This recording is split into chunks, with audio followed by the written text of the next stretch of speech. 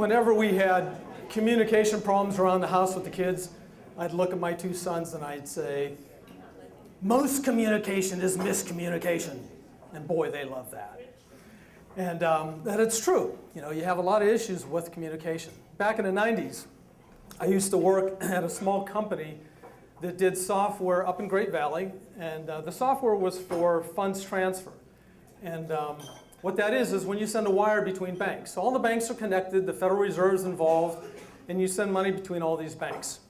We had about 20 customers. It was up, most of them were in Manhattan, and almost every one of them were international banks. So we had a couple people, you know, we're only a small company, only 15 people, and we had a help desk. So you get these calls from Italian banks, Portuguese banks, et cetera, and there's a lot of issues in the language coming down. So we handled that pretty well. We'd get through. It worked okay. But we had to do a software release. So everybody now probably knows that software's a pain in the ass, and you have your computer and things don't work. So we had to ship this stuff out to these banks and get all these international people up and running on this new piece of software all on the same day. And it was working great. We were really pleased. You know, this stuff is all running. Things are looking good. Now, the important thing about funds transfer or wire transfer is you don't know if everything's good until the end of the day, because that's when you do all that kind of checkbook stuff and add up all your payments. And so you're really concerned at the end of the day. Everything's going great.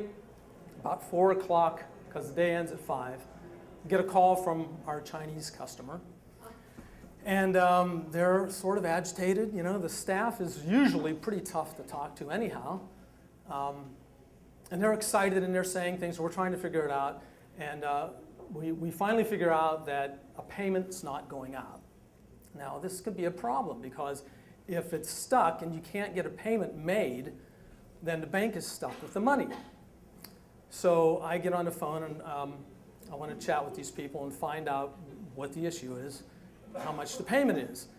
So you have to understand what these banks do is nobody sits on money. These banks get all their money and they loan it to somebody else. So at the time, interest rates about 5, 7%. So if you have a $10 million payment and you didn't get it out the door, that's going to cost you $1,500. If it's a $100 million payment, it's going to cost you $15,000 for one mistake that day. And now that's not a good thing. You're not going to stay in business too long if you don't make those payments. So I'm listening to them on the phone. I said, well, how much is the payment? It's about 15 to 5, and the thing closes at 5 o'clock. We're a little anxious. And they say, well, it's $100 billion. And I asked to speak to the manager. And the manager says, yes, $100 billion. And I got a little panicked. And I called my sales manager, Charles, we have a $100 billion payment stuck in a queue.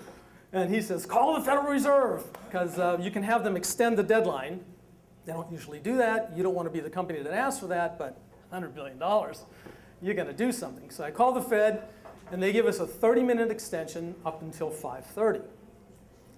So, you know, I've only got 6 people in this office. We're a tiny little company, and we are sweating bullets to try to get this fixed. The problem was the new release had a bug, and all our special programmer tools that we sort of have on the side, the backdoor stuff you hear about, it is not working on this transaction.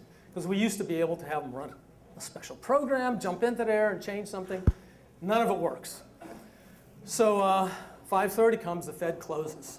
So they didn't make their $100 billion payment.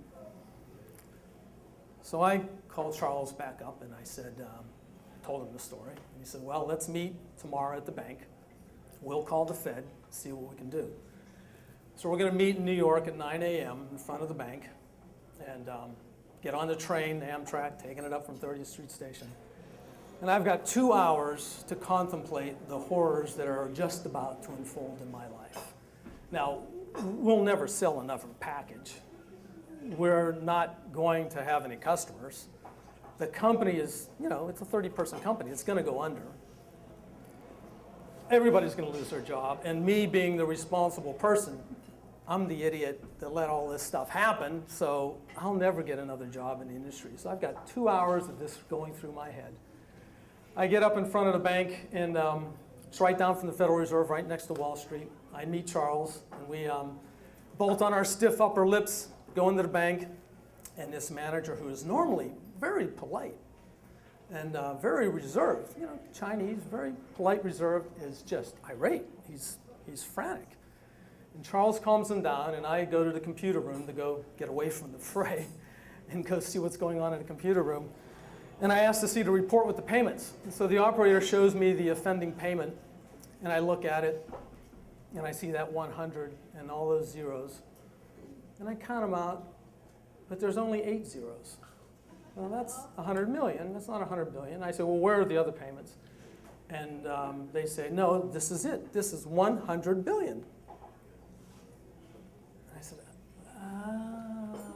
oh. So I suddenly understand. I go out to Charles. I've got a smile on my face. I show him the report. I talk to him. He checks with the manager. Now, this is still one very irate guy. He's very, very pissed that he lost $15,000 instead of, we're thinking it would have been $15 million. $15 million. And it was 15,000. We're like, who cares? We give him a couple assurances. We say, hey, we'll give you a cut on the next release. We'll do something. Charles and I go out and we have a very relaxing lunch on Wall Street. We throw in a few Bloody Marys, and that ride home is like the best ride home I ever had in my life.